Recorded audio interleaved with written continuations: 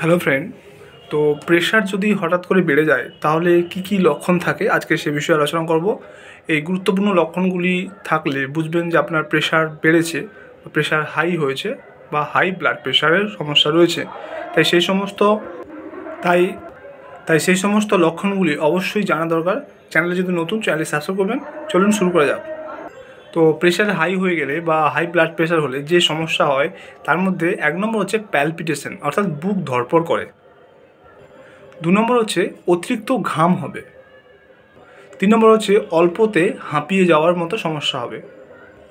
4 নম্বর হচ্ছে মাথা ঘোরা, অর্থাৎ আপনার মাথা ঘুরতে পারে।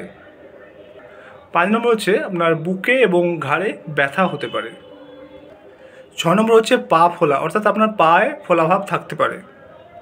এরপর হচ্ছে নাক দিয়ে রক্ত পড়া, অর্থাৎ নাক দিয়ে আপনার রক্তও পড়তে পারে যদি প্রেশার হাই হয়ে যায়। এরপর হচ্ছে মাথা ব্যথা, অর্থাৎ আপনার মাথার পেছনের দিকটা ব্যথা করতে পারে।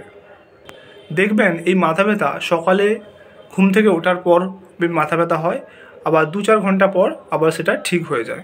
তো এরকম ধরনের মাথা ব্যথা থাকলে অবশ্যই বুঝবেন যে আপনার হাই ব্লাড প্রেশার রয়েছে কিনা।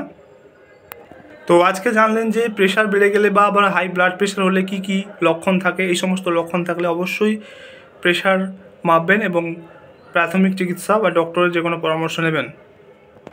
তো আজকের ভিডিও এই পর্যন্ত। চ্যানেলে যদি নতুন, চ্যানেলে সাবস্ক্রাইব করবেন, ভিডিওটি ভালো থেকে লাইক করবেন। Thank you for watching.